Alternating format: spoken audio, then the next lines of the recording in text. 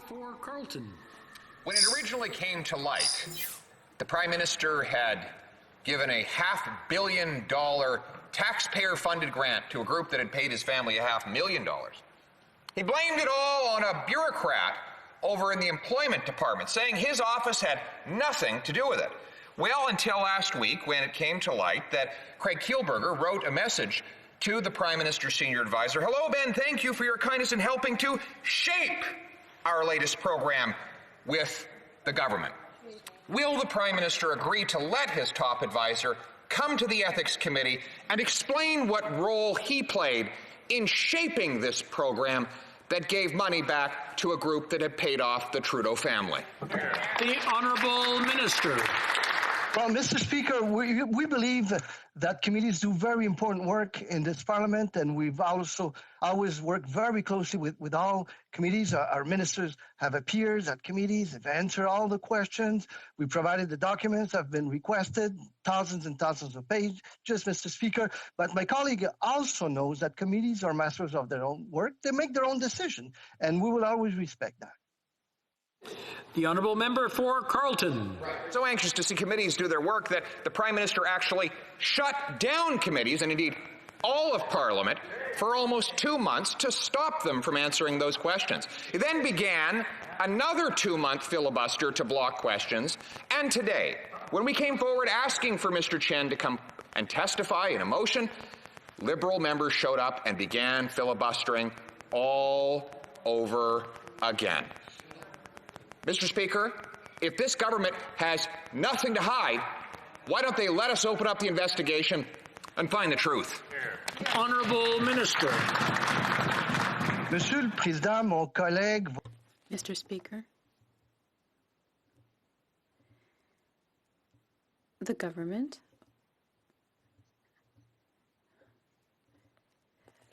maintains that committees are masters of their own destiny, and the member knows it. They can make their own decisions. I'm sure that the Conservatives respected the autonomy and independence of committees when they were in power, as we do now. And this ethics can play an excellent role in maintaining Canadian democracy. Richmond Hill. Le Comité de la Défense étudie de graves allégations. The Defense Committee is studying serious allegations of sexual misconduct within our Canadian Armed Forces. The committee's testimony is important for the committee and for the public. However, Zita Astravas, former Chief of Staff to the Minister of National Defence, refuses to appear. Will the Minister of Public Safety confirm that his current Chief of Staff, Zita Astravas, will appear before the Defence Committee? The Honourable Minister. Mr. Speaker, I said it earlier. The government believes in and supports the extremely important work that all committees are doing. Our ministers have appeared, they have answered questions, they've provided documents.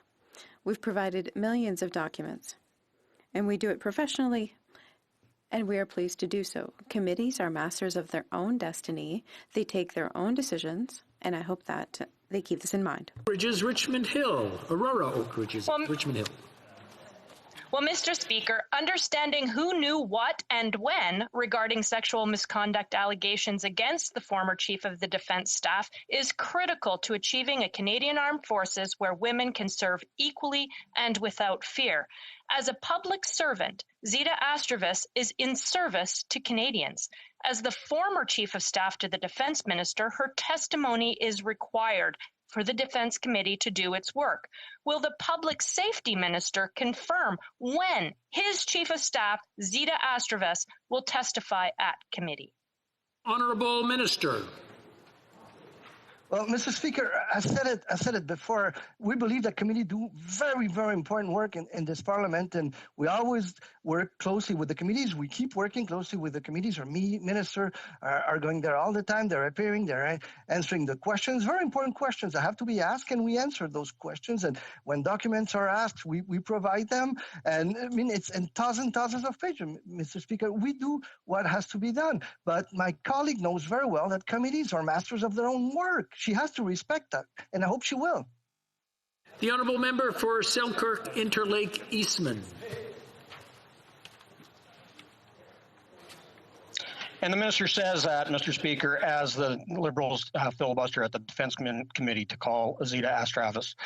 We know the Defence Minister's Chief of Staff briefed the Prime Minister's office regarding serious allegations of sexual misconduct by General Vance back in 2018. The Prime Minister admitted he learned of these allegations before he signed off on a pay increase for the accused general. The women and men who service in uniform deserve respect, but all they get from the Defence Minister is cover-ups. Will the Defence Minister tell Canadians why he failed to flag sexual misconduct allegations to Cabinet before they approved General Vance's pay raise? Honourable Minister.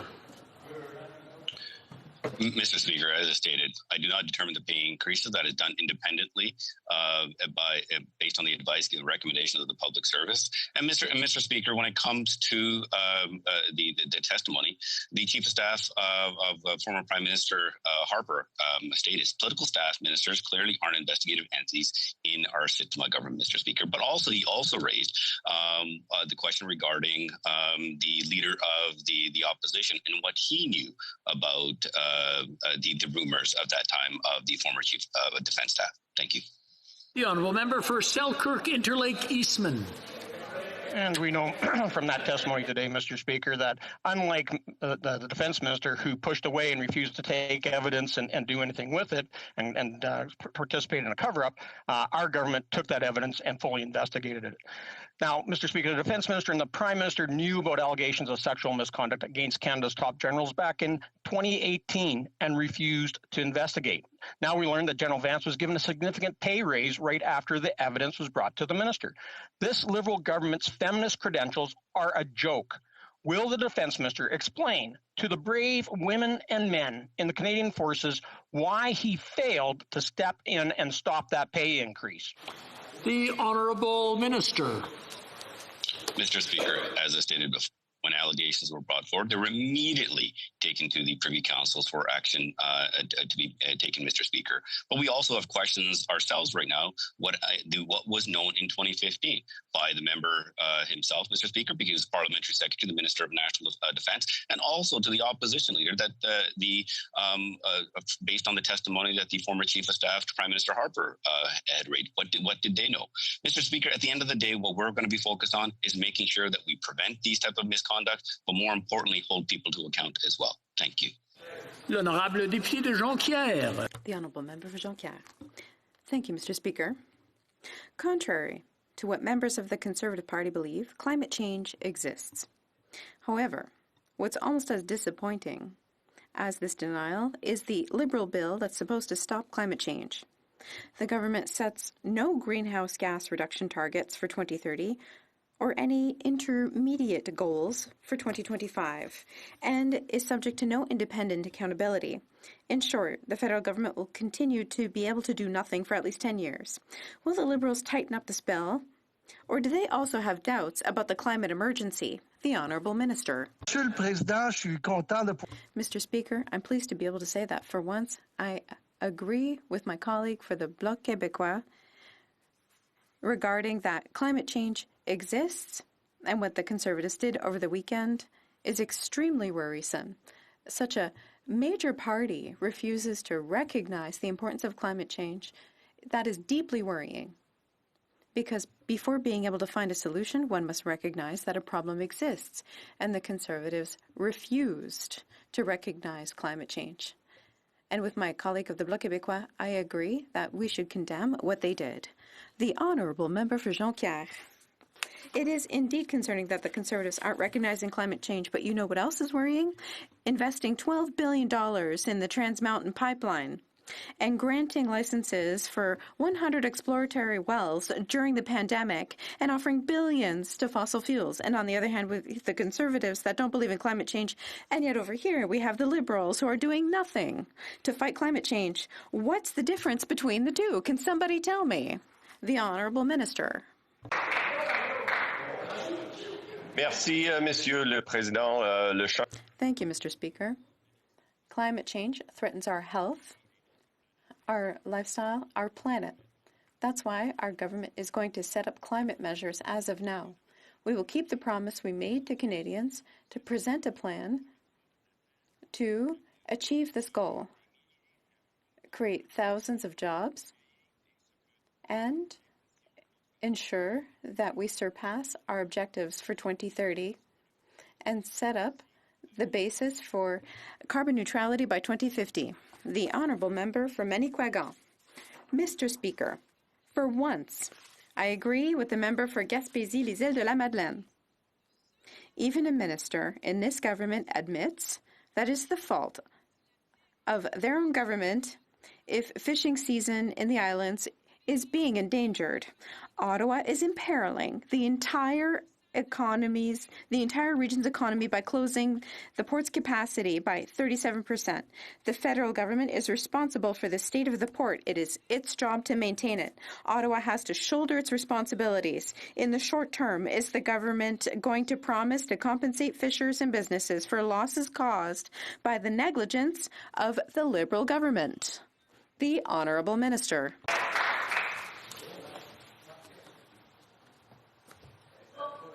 I'm sorry, Mr. Speaker, I was on mute. Thank you, Mr. Speaker. I want to thank my honourable colleague for the question.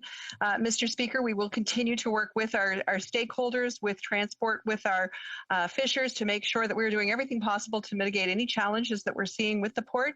We will continue to work with all parties engaged, and we will follow up with her on this issue. Thank you, Mr. Speaker. L'honorable député de Mégantic. The Honourable Member for Mégantic-l'Érable. Vous êtes en sourdine. On va recommencer. Let's restart. You were on mute. C'est pas sourdine, c'est le microphone qui est trop. Perhaps it's the microphone position? Is that better? Yes, thank you. Thank you. On Friday, there was a sad anniversary for Canadians. It's been exactly 2 years, 24 months, since Canadians had a federal budget. 2 years that the Liberal government is failing the test of transparency and accountability. While all G7 countries have presented at least one budget since the beginning of the pandemic, the Prime Minister prefers to hide his inability to present a recovery plan to Canadians. When will the Minister of Finance finally present a budget to Canadians? The Honourable Minister. Mr. Speaker, I'd like to thank my friend, the honourable member opposite, for the question. And with respect, the Minister of Finance will be sharing details soon on the timing of this year's budget. I will remind him, however, though, that during the course of this extraordinary once-in-a-century pandemic, we have gone to great lengths to make sure that Canadians have access to information about where their money is being spent. I can point to a 237-page fall economic statement, the regular practice of putting forward estimates, bi-weekly updates during the COVID-19 committee, and now reports that are going to the Government Operations Committee, in addition to most of the information which we're putting on the Government of Canada's website. I'd invite him to check it out. The Honourable Member for Mégantic-l'Érable. Mr. Speaker, what's going on behind closed Liberal doors is very worrisome. They're unable to curb their own spending and is asking for an increase to their credit line by $663 billion, not million, billion, $663 billion more on the collective credit card of Canadian families, and the Minister of Finance is refusing to explain why we need to borrow so much. They have no respect for the future of our grandchildren. When will we finally have a budget with a real plan for economic recovery? The Honourable Minister. Mr. Speaker, if my friend opposite thinks that the cost of action has been too great, I'd ask him to consider the cost of inaction. It would have been paid for with bankruptcies at local businesses and individual Canadian households that couldn't afford to put food on the table. With respect to his assertion, I'd point out that the recent report of the International Monetary Fund has explained that while the fiscal deficit and public debt have increased, sizable fiscal support was necessary to help avert larger economic and social consequences. Mr. Speaker, Canadians can rest assured we will continue to be there for them through this taxpayer-funded grant to a group that had paid his family $500,000. He blamed it all on a bureaucrat over in the employment department, saying his office had nothing to do with it. Don't forget to like, dislike, subscribe, and comment. Safe Space Cafe. And always, have a good day.